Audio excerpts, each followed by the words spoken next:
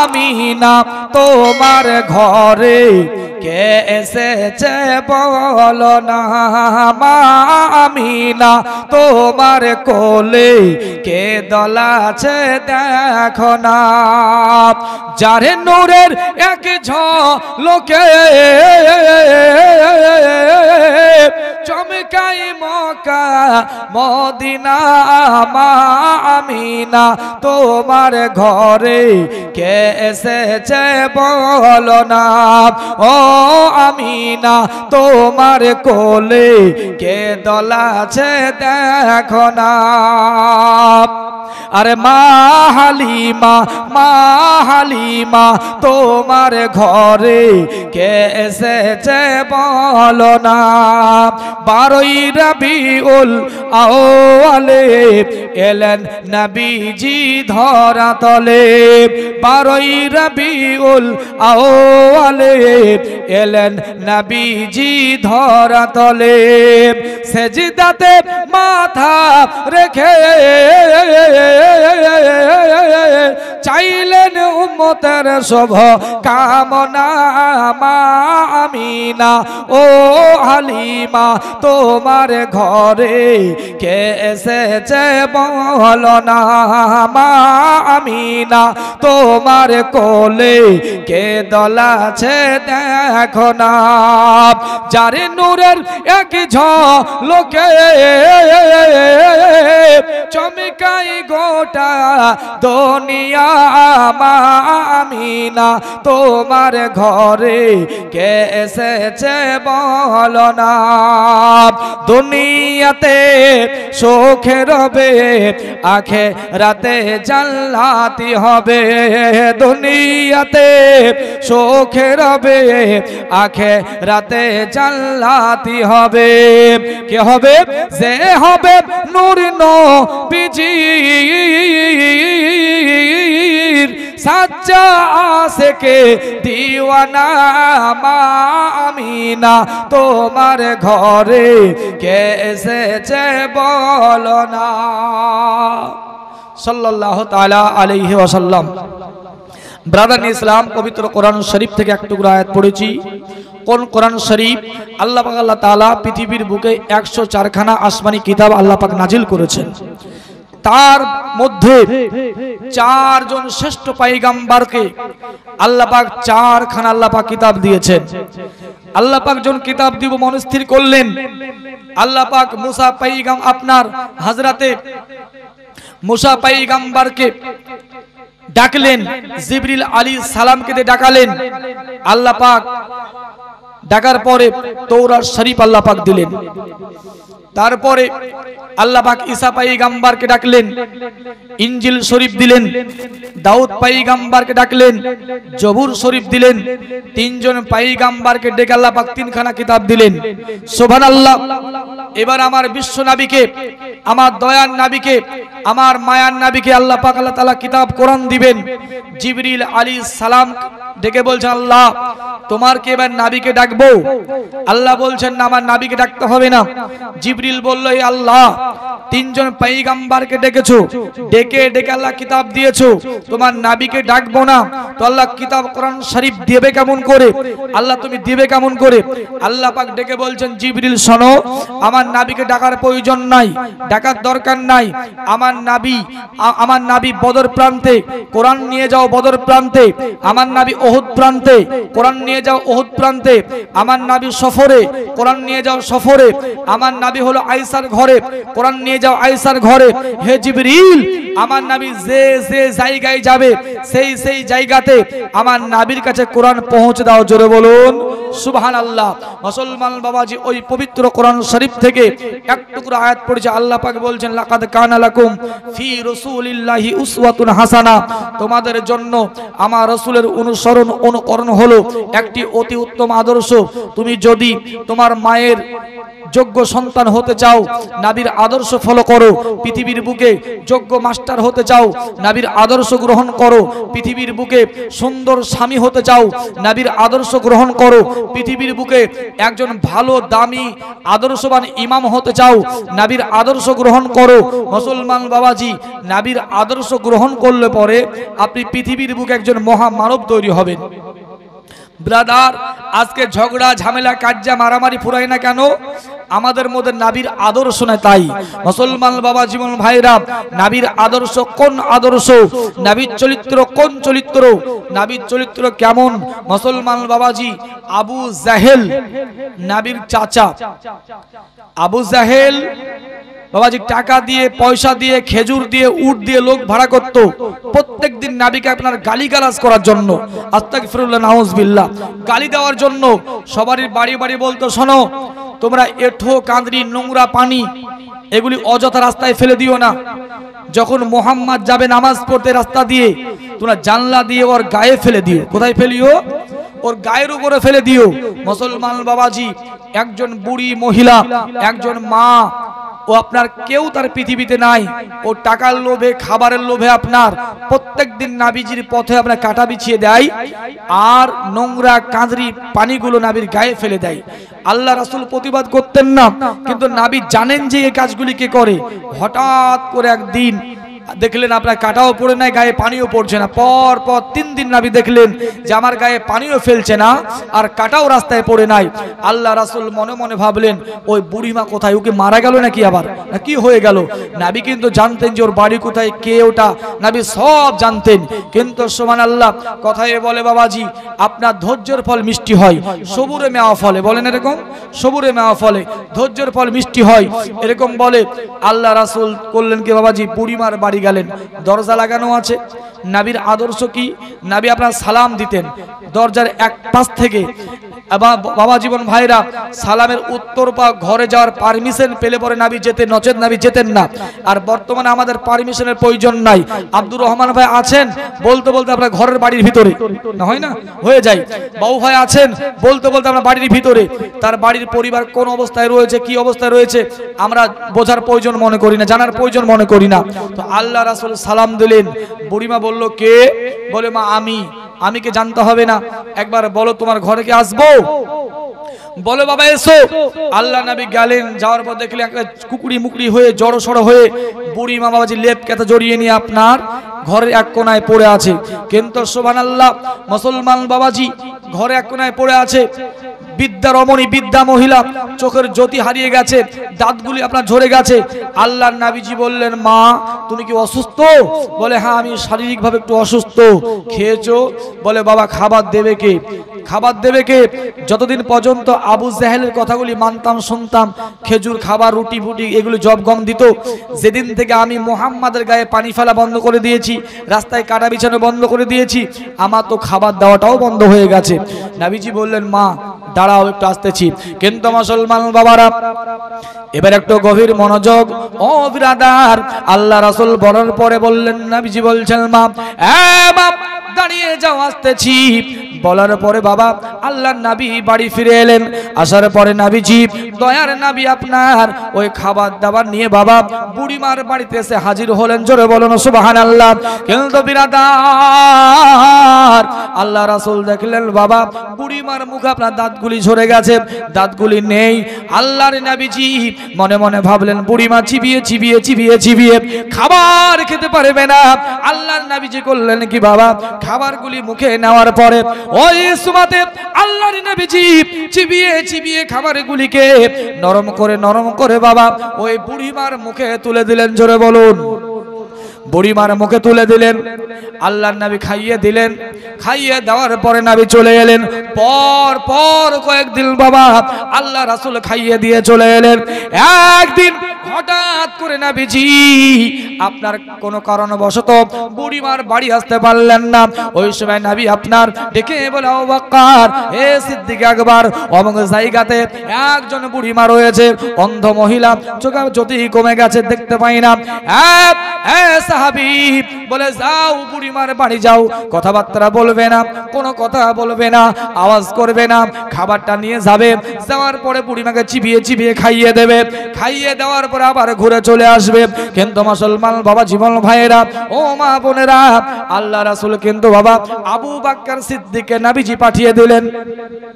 এবার বিরাদার সিদ্দিক আকবর চলে গেলেন, খাবারগুলি আপনার চিবিয়ে চিবিয়ে বুড়িমার মুখে আপনার খাইয়ে দিলেন, খাওয়া দাওয়া আপনার হয়ে গেল, চলে আসবেন ফিরে।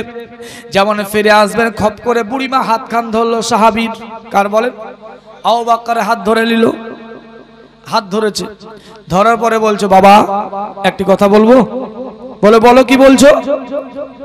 বলে, বাবা, যে ব্যক্তি প্রত্যেকদিন আসে আর খাবার খাইয়ে দিয়ে যায়, ওই ব্যক্তি কিন্তু তুমি নও। জোরে বলুন সুবহানাল্লাহ। তুমি নও। এ তো অবাক, জানলো কেমন করে? কথাও বললাম না যে কণ্ঠে বুঝবে, গায়ে হাত দিলাম না, ও দিল না যে গায়ে হাত দিয়ে বুঝবে, জানলো কেমন করে যে ওই ব্যক্তি আমি নই, যে ব্যক্তি প্রত্যেকদিন খাবার খাইয়ে দিয়ে যায়? একেবারে হতভম্ব হয়ে গেলেন, তাজ্জব, আশ্চর্য হয়ে গেলেন। হওয়ার পরে বললেন, মা একবার বলো তো যে ওই ব্যক্তি আমি নই, তুমি জানলে কেমন করে?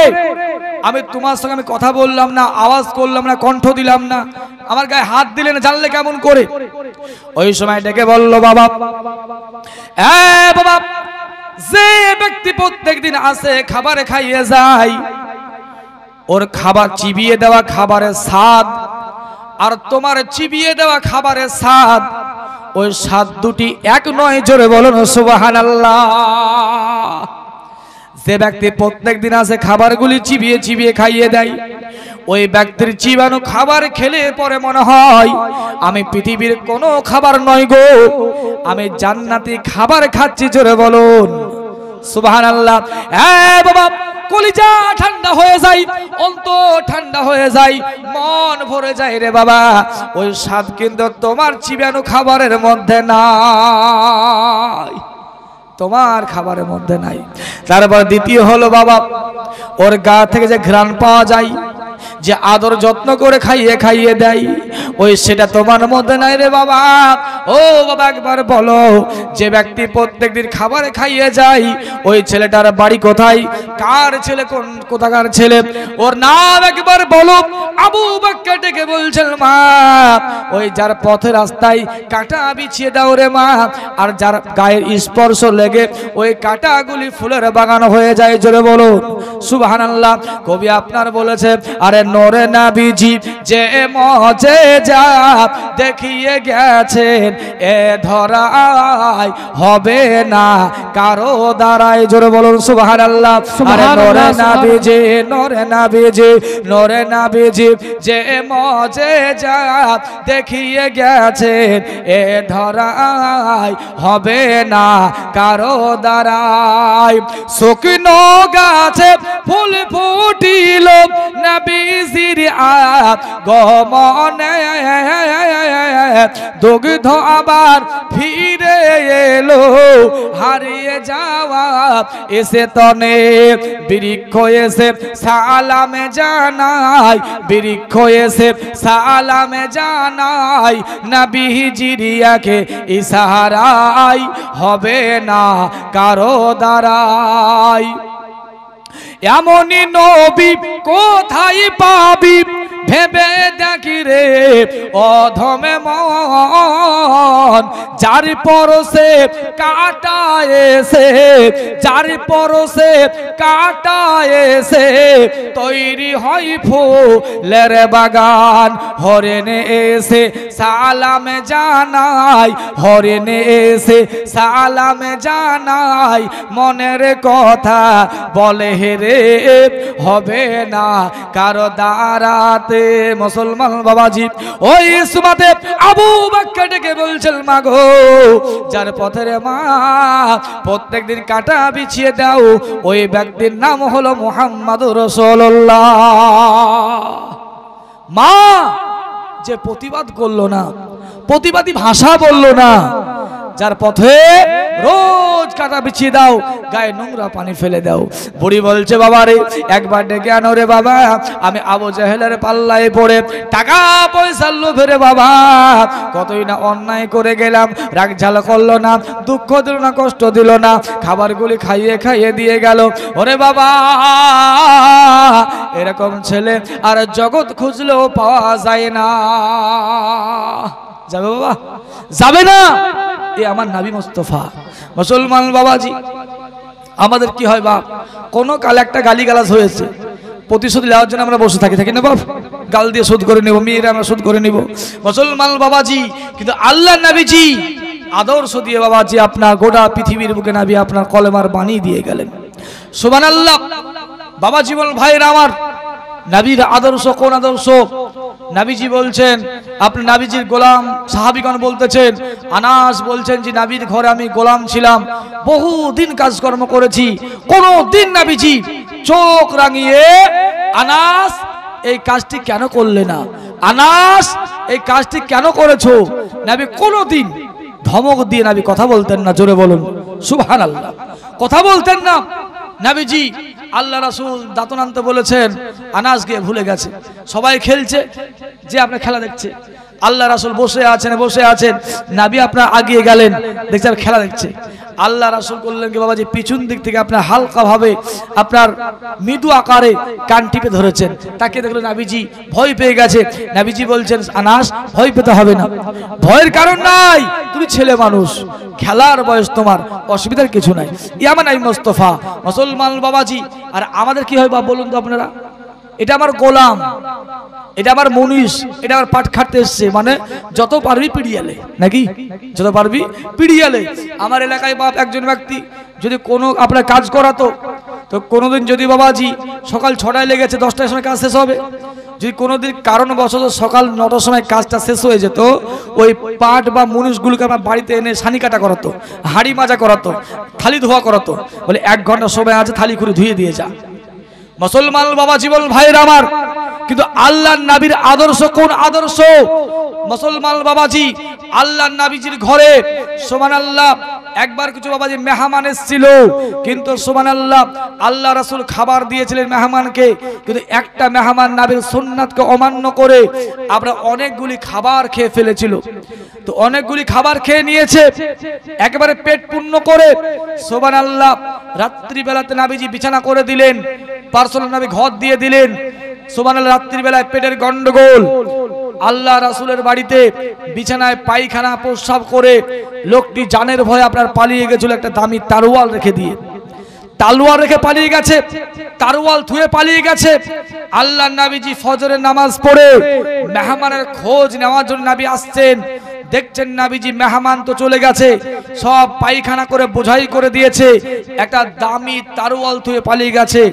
আপনারা বলুন তো বাবাজি, যদি আপনার বাড়িতে বাড়ি কানটাই কেউ পায়খানা করে পালিয়ে যায়, তো আমরা গালিগালাজ করবো না দোয়া করব, কোনটা কথা বলেন? হ্যাঁ, গালিগালাজ করব, বিবিও গালি দিবে, আমার বাচ্চাও গালি দিবে, আমিও গালি দিব, কিন্তু আল্লাহ রাসূল আফসোস করে বলছেন, মাওলা হে আল্লাহ, এই ব্যক্তির অতি কষ্ট হয়েছিল তাই পায়খানা করে চলে গেছে, যদি আল্লাহ আমি সঠিক টাইমে এর খোঁজ নিতে পারতাম, যে কষ্ট এই ব্যক্তি পেয়েছিল, কষ্ট মেহমান পেয়েছিল, সেই কষ্ট আল্লাহ মেহমানে হতো না, আল্লাহ ক্ষমা করে দাও। জোরে বলুন সুবহানাল্লাহ। কিন্তু বিরাদার, আল্লাহ রাসূল আপনারা দেখলেন তারওয়াল থুয়ে পালিয়ে গেছে, আল্লাহর নবীজি যে রাস্তা দিয়ে মেহমান চলে গেছে, আল্লাহ নবী তারওয়াল নিয়ে বের হয়ে গেলেন, এই তারওয়ালটা মেহমানকে পৌঁছে দিতে হবে। আমরা হলে কি করতাম? আলহামদুলিল্লাহ পড়তাম, বলে পায়খানা করে হেগে পালালছে, ভালো হয়েছে, একটা তারওয়াল পেয়ে গেলাম, তাই কিনা বলেন? ছোট খাটো জিনিস যদি আমরা টিবল তলায় পাই, পুকুর ঘাটে ঘাটে পাই, মাঠে পাই, তো আমরা হাজারো কসম করব পাইনি বলে আমরা দিব না, দি বলেন আপনারা? যে শুনতে পাই যে আব্দুর রহমান ভাই পেয়েছে, ওর বাড়ি গিয়ে আপনি বলবেন, ভাই একটা আমার হোসা পেয়েছেন, থালা পেয়েছেন, খুরি পেয়েছেন, বলে আল্লাহর কিরা চোখের কিরা আমি ভাই পাই, আমি পাইনি, বলে না? বলে না? বলে। তারপরে দেখবেন বাবাজি, যদি একটা মুরগির বাচ্চা এই বাড়ি থেকে এই বাড়ি চলে আসে, আমার মা বোনরা ধরে টাপা দিয়ে ঢেকে খুললে ভরে রং লাগিয়ে দেয়, তাই না? রং লাগিয়ে দেয়। যদি বলে বহিন এটা আমার মুরগির বাচ্চা, বলে না তোমার না, এটা বলে এটা আমার। বলে কেন? বলে আমার এখানে বলে এটা আমার রং মাখানো আছে। কি আছে? আমার সাক্ষী প্রমাণ রয়েছে। বাবাজি, একটা মুরগির বাচ্চার জন্য হাজারো কসম কাটবে আর রং দেখাবে, বলে আমার নখ পালিশ ঠুট পালিশ দেওয়া আছে, আলতা মাখানো আছে, কালি মাখানো আছে, এটা তোমার নয়। কিন্তু মুসলমান বাবাজি, আল্লাহর নবী আপনারা দেখলেন বাবা, ওই মেহমান দামি তারওয়াল থুয়ে চলে গেছে। মুসলমান বাবা জীবন ভাইরা, যে রাস্তা দিয়ে মেহমান চলে গেছে, আল্লাহর নবীজি তারওয়াল হাতে নিয়ে সেই রাস্তা দিয়ে নবী চলে গেলেন। কিছু দূর যাওয়ার পরে মেহমানের মনে পড়ে গেল আল্লাহর নবীর বাড়িতে, আল্লাহর নবীর ঘরে একটা আমি দামি তারওয়াল রেখে আমি চলে এলাম। কিন্তু বিরাদার, একবার মন বলে যাব, একবার বলে যাব না। আমি পায়খানা প্রস্রাব করে চলে এলাম, যদি আমি তারওয়াল আনার জন্য যাই আর আল্লাহর নবী যদি কিছু বলে, ভয় পাচ্ছে। কথাই বলে বাবাজি, চোরের মন হলো পুলিশ পুলিশ, তাই কিনা আপনারা বলেন? লালগুলা বাজারে বাবা আপনি ট্রেন ধরে বহরমপুর যাবেন, সরকারি বিধান বিরাদার, আপনারা ট্রেনে উঠতে গেলে টিকিট কেটে উঠা লাগবে, লাগবে না? টিকিট কেটে ট্রেনে উঠতে হবে, সরকারি বিধান। যদি আপনি টিকিটটা না কেটে ট্রেনে উঠে যান, তো আপনার কালো কোট দেখলেই ভয় লাগবে। টিটি নাকি রে, আসছে নাকি রে, ধরবে নাকি রে। একবার বাথরুমে ঢুক, একবার বাংকারে উঠ, একবার সিঁড়ির তলে ঢুক, কারণ আপনি সরকারি বিধান লঙ্ঘন করেছেন। কালো কোট, টিটি না হলেও কালো কোট দেখলেই ভয় লাগবে। তারপরে ব্রাদার দেখবেন বাবাজি, চোর যদি কেউ হয় বাবাজি, আপনার পুলিশ যদি নাও হয়, খাকি ড্রেস দেখলে ভয় লাগবে, লাগবে না? মেহমান মনে মনে ভাবলো আমি যাব না, যাব না। যদি আমি যাই আর নবী যদি কিছু বলে, কিন্তু মুসলমান বাবাজি সাহস করে আসতে পারে না। ব্রাদার, এমন সময় যেন আল্লাহর নবীজির নজরে পড়ে গেল ওই ব্যক্তির দিকে।